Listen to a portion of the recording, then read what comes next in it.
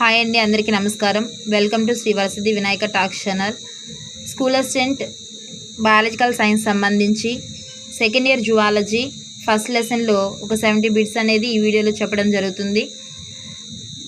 First question, కింద ఇవ్వబడిన ఒక భాగం వల్ల మానవుని ఆశకుహరం, ఉదర ఆశకుహరం పృష్ఠ నాసిక కక్షలుగా వేరు చేయబడుతుంది అంటే తాలువు.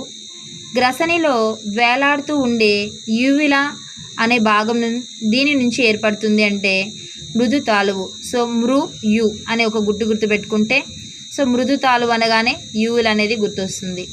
సో ఇది ఏ భాగంలో ఉంటుందంటే మృదు తాలువు అనేది పరాంత భాగంలో ఉంటుంది.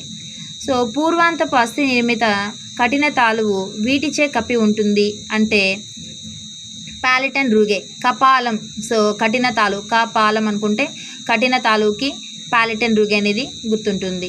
సో కఠిన తాలువు వచ్చి పూర్వాంతంలో, మృదు తాలువు అనేది పరాంతంలో ఉంటుంది. మృదు తాలువు వచ్చి యూవిలా.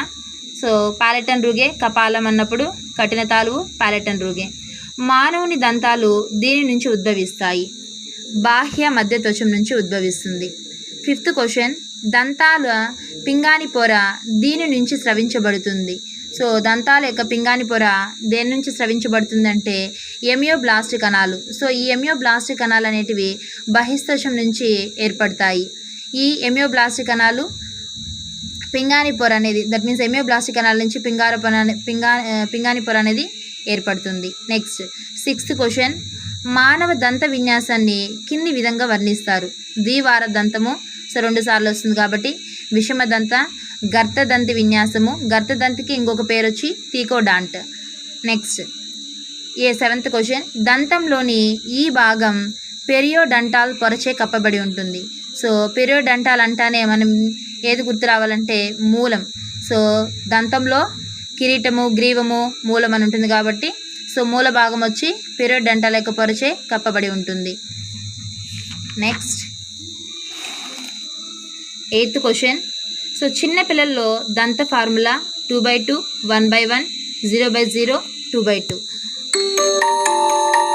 సో ఇక్కడ అగ్రచర్వణకాలు అనేటివి లోపించి ఉంటాయి ఎవరిలో, చిన్నపిల్లల్లో. నెక్స్ట్ 3వ చర్వణకాలు కానీ లోపించి ఉంటాయి చిన్నపిల్లల్లో. సో ఎప్పుడు మూడో చర్వణకాలు అనేటివి వస్తాయంటే 21వ సంవత్సరంలో 3వ చర్వణకాలు అనేటివి ఏర్పడతాయి. నెక్స్ట్ 9th క్వశ్చన్, మానవుడిలో పై దవడ, కింది దవడ ప్రతి అర్ధ భాగంలో ఉండే దంతాల సంఖ్య. సో పై దవడికి కింది దవడ యొక్క ప్రతి అర్ధ భాగంలో ఎన్ని దంతాలు ఉంటాయంటే 8/8. నెక్స్ట్ మానవుడిలో మొత్తం అగ్రచర్వణకాల సంఖ్య ఎన్ని అంటే 8. ఆహారాన్ని మింగడాన్ని ఈ విధంగా అంటారు. సో డీగ్లూటిషన్ అని అంటారు. 12th క్వశ్చన్, దంతాలు చాలా పదార్థాలను కలిగి ఉంటాయి, వాటిలో అధికంగా ఉండే పదార్థం అన్నాడు. సో దంతాలు వచ్చి డెంటిన్ పదార్థంని కలిగి ఉంటుంది ఎక్కువగా. నెక్స్ట్ సర్కంవెల్లెట్ సూక్ష్మాంకురాలు నాలుకపై ఈ భాగంలో ఉంటాయి. సో సర్కంవెల్లెట్ సూక్ష్మాంకురాలు ఏ భాగంలో ఉంటాయంటే పరాంతము. నెక్స్ట్ ఆధార భాగం, నాలుక యొక్క ఆధార భాగంలో ఉంటుంది. నెక్స్ట్ 14th క్వశ్చన్, మానవుని నాలుక ఆశకుహర అడుగు భాగంలో ఈ కణజాలంతో అతికి ఉంటుంది.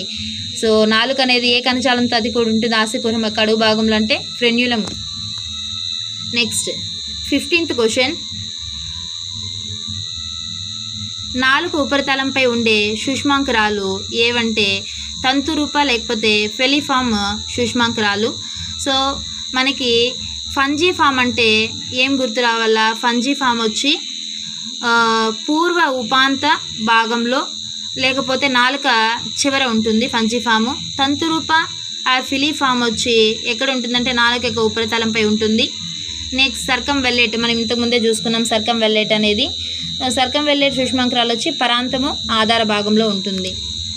నెక్స్ట్ 16th క్వశ్చన్, మానవుని గ్రసని ఈ భాగం వల్ల 3 భాగాలుగా విభజింపబడుతుంది. సో మృదు తాలువు వల్ల గ్రసని 3 భాగాలుగా విభజించబడుతుంది. సో నాసికా గ్రసని, ఆశగ్రసని. ఓకే, మానవుని గ్రసని ఈ భాగం వల్ల 3 భాగాలుగా విభజించబడుతుంది అంటే నాసికా గ్రసని, ఆశగ్రసని. నెక్స్ట్ వచ్చి స్వరపేటిక గ్రసని అనేటివి 3 భాగాలు ఉన్నాయి. సో గ్రసని మానవుని యొక్క గ్రసని ఈ భాగం వల్ల 3 విభాగాలుగా విభజించబడుతుంది అన్నాడు. ఏ భాగం అంటే మృదు తాలూవు వల్ల 3 భాగాలుగా విభజించబడుతుంది. అది ఏదంటే నాసిక, హాస్య, స్వరపేటిక గ్రసని. నెక్స్ట్ 17th క్వశ్చన్, ఆహారాన్ని మింగేటప్పుడు కంఠబిలంలోకి ప్రవేశించకుండా నిరోధించే భాగం ఏది అంటే ఉపజిహ్విక. నెక్స్ట్ కంఠబిలం ద్వారా వాయునాళం దీనిలోకి తెరుచుకుంటుంది. సో దేనిలోకి తెరుచుకుంటుంది? స్వరపేటిక గ్రసనలోకి తెరుచుకుంటుంది. నెక్స్ట్ 19th క్వశ్చన్, ఆహారాన్ని మింగడంలో సహాయపడేటువంటి కండరాలు ఏవంటే నియంత్రిత కండరాలు. 20th, గ్రసనిలో ఉండే గవద బిళ్ళలు దీనిచే నిర్మితమవుతాయి. సో గవద బిళ్ళలు అనేటివి దేనితో నిర్మితమవుతాయంటే శోషరస కణజాలం. గ్రసనిలో ఉండే గవద బిళ్ళలు దీనిచే నిర్మితమవుతాయి. సో దేనిచే నిర్మితమవుతాయి అంటే శోషరస కణజాలంతో నిర్మితమవుతాయి. నెక్స్ట్ హృదయ సంవరణి కింది వాటిలో దేనిలో తెరుచుకోవడాన్ని నియంత్రిస్తుంది అంటే స్థిరాసరిని హృదయంలోకి తెరుచుకోవడాన్ని నియంత్రిస్తుంది. నెక్స్ట్ 22, పరజఠర నిర్గమ భాగానికి ఆంత్రమూలం పూర్వ భాగానికి మధ్య ఉన్న రంధ్రాన్ని నియంత్రించే కండరం ఏది అంటే జఠర నిర్గమ సంవరణి. సో పూర్వ హార్దిక భాగము, మధ్య ఫండిక్ జీర్ణాశయము, నెక్స్ట్ పరజఠర నిర్గమ భాగం అనేసి చెప్పుకుంటాము ఈ యొక్క జీర్ణాశయంలో. నెక్స్ట్ 23లో మానవ ఆహార నాళంలో ఫండిక్ భాగం ఉండే ప్రాంతం. సో ఫండిక్ భాగం ఎక్కడుందంటే మధ్య భాగంలో. సో ఏ ఫండిక్ భాగం మధ్య భాగంలో ఉంది. సో ఏ రెండింటికి మధ్య భాగంలో ఉంది ఫండిక్ భాగం అంటే పూర్వ హార్దిక భాగానికి, నెక్స్ట్ పరజఠర నిర్గమ భాగానికి మధ్యలో ఉంది. సో ఇక్కడ మానవ ఆహార నాళంలో ఫండిక్ భాగం ఉండే ప్రాంతం ఏది అన్నాడు. సో హార్దిక జీర్ణాశయము అంటే ఫస్ట్ది, నెక్స్ట్ జఠర నిర్గమ జీర్ణాశయం అంటే లాస్ట్ది. ఈ రెండింటికి మధ్యలో ఉందన్నమాట. నెక్స్ట్ మానవ ఆహారంలోని పొడవాటి ప్రాంతము. సో పొడవాటి ప్రాంతము ఎక్కువగా మెలికలు తిరిగి ఉండేది వచ్చి శేషాంతరికము. సో ఈ యొక్క శేషాంతరికము, జజునము, ఆంత్రమూలము దేంట్లో భాగాలు? చిన్న ప్రేగులో భాగాలు. సో చిన్న ప్రేగులో భాగాలు ఏవి? ఫస్ట్ ఆంత్రమూలము సమీపాగ్రంలో ఉంటుంది, తర్వాత వచ్చి జజునము మధ్యలో పొడవుగా మెలికలు అనేది పడి ఉంటుంది. నెక్స్ట్ శేషాంతరికము దూరంగా ఉంటుంది కానీ ఎక్కువ మెలికలు అనేది తిరిగి ఉంటుంది అన్నాడు. సో కాబట్టి పొడవాటి ప్రాంతం ఏది ఇక్కడ? శేషాంతరికము. నెక్స్ట్ 25th బిట్, మానవ ఆహార నాళంలో అందకోశం లాగా ఉండి సహజీవనం చేసే సూక్ష్మజీవులకు ఆతిథ్యం ఇచ్చే భాగం ఏది అంటే అందనాళము. సో అందనాళంలో అందకోశం అనేది ఉంటుంది. సో అందనాళానికి ఇంగ్లీష్లో పేరేమంటే సీకం. సో అందనాళంలో అందకోశం ఉండి ఆ అందకోశం దేనికి ఉపయోగపడుతుందంటే సూక్ష్మజీవులకు సహజీవనం చేసేటువంటి సూక్ష్మజీవులకు ఆతిథ్యం ఇస్తుంది అనమాట. ఏది? అందనాళము. సో అందనాళంలో అందకోశం, అందనాళం ఇంకో పేరు సీకం. సో మానవుల్లో ఐక్యకాలయ క్లోమనాళం దీనిలోకి తెరుచుకుంటుంది. సో ఈ ఐక్యకాలయ క్లోమనాళం అనేది దేనిలోకి తెరుచుకుంటుందంటే ఆంత్రమూలంలోకి తెరుచుకుంటుంది. సో ఇక్కడ ఒకసారి గమనించండి, ఆంత్రమూలం అన్నాము. సో ఆంత్ర గ్రంథులు. సో ఆ ఆంత్రమూలంలో ఏ గ్రంథులు ఉంటాయంటే ఆంత్ర గ్రంథులు అనేటివి ఉన్నాయి. సో ఆంత్ర గ్రంథులు అనేటివి ఎన్ని రకాలు అంటే సో బ్రన్నర్ గ్రంథులు, తర్వాత వచ్చి లీబర్కూన్ గుహికలు. ఆంత్ర గ్రంథులు ఎన్ని రకాలు? 2 రకాలు, బ్రన్నర్ గ్రంథులు, లీబర్కూన్ గుహికలు. సో బ్రన్నర్ గ్రంథులు దేన్ని స్రవిస్తాయంటే శ్లేష్మాన్ని స్రవిస్తాయి. ఈ యొక్క ఆంత్ర గ్రంథుల యొక్క pH ఎంత అంటే 7.5 to 8.0. లీబర్కూన్ గుహికలు.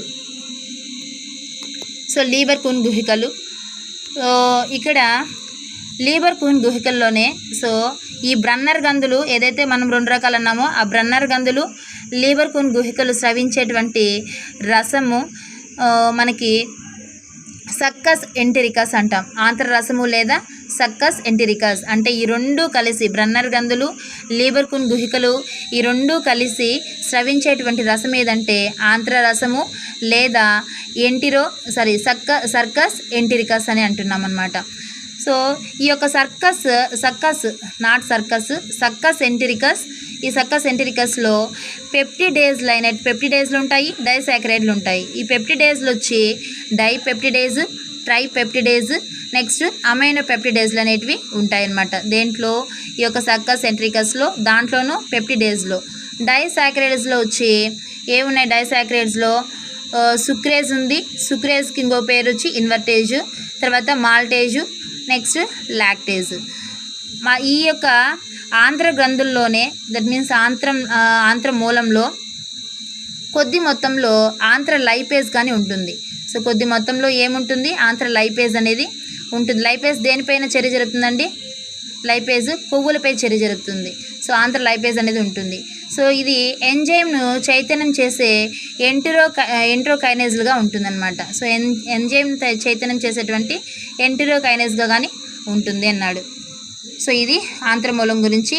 ఎందుకంటే అక్కడ వచ్చింది కాబట్టి నేను ఇలా రాసుకుంటాను బిట్స్కి, కొంచెం గుర్తుంటుంది కాబట్టి. నెక్స్ట్ 27th, మానవునిలో సన్నటి వేలు లాంటి పొడుచుకొని వచ్చే నాలికాయుత ఉదర గవద బిళ్ళను ఈ పేరుతో పిలుస్తారు. ఉండుకము, క్రిమి ఉండుకం అంటాం. సో క్రిమి ఉండుకం. సో దీనికి ఇంకో పేరేం పేరంటే ఉదర గవద బిళ్ళ అంటాం. సో 28th బిట్, మానవుని ఆహార నాళంలోని అందనాళంలో ఉన్న భాగాలు ఈ వరుస క్రమంలో ఉంటాయి. సో మనం ఫిగర్ని చూసుకున్నట్లయితే జువాలజీ టెక్స్ట్ బుక్ ఫస్ట్లోనే ఈ యొక్క జీర్ణాశయం, మానవుల జీర్ణాశయం యొక్క ఫిగర్ని చూసుకున్నట్లయితే మనకు బాగా చూపిస్తుంది. అక్కడ ఆరోహణ భాగం యొక్క శేషాంత్రికము, అడ్డంగా ఉన్న భాగం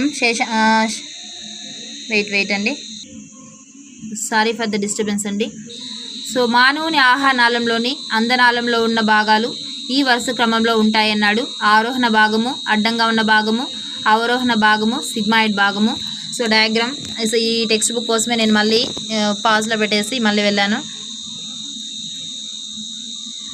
సో ఇక్కడ ఫస్ట్ ఆరోహణ దిశలో ఉన్నటువంటి కోలాను, తర్వాత అడ్డంగా ఉన్న కోలాను, నెక్స్ట్ అవరోహణ దిశలో ఉన్నటువంటి కోలాను, నెక్స్ట్ సిగ్మాయిడ్ భాగం అనేది మనకి కనిపిస్తుంది.